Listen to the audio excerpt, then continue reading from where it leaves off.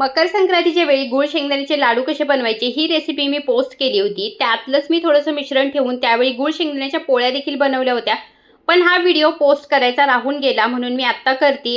इथे जे शेंगदाण्याचं मिश्रण मी लाडूसाठी बनवलं होतं ते थोडंसं जाडसर बनवलं होतं। पोळ्या करताना मी पुन्हा एकदा त्याला मिक्सरमध्ये फिरवून बारीक करून घेतलं। कणिक जशी आपण चपातीला भिजवतो त्याप्रमाणेच मी ही कणिक भिजवून घेतलेली आहे। थोडा वेळ झाकून बाजूला ठेवून दिली। त्याच्यानंतर पुन्हा एकदा तुपाचा हात लावून मळून घेतलं, पारी बनवली।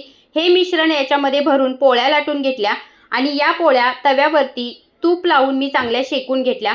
खमंग, खुसखुशीत, टेस्टी आणि पौष्टिक अशा या पोळ्या होतात।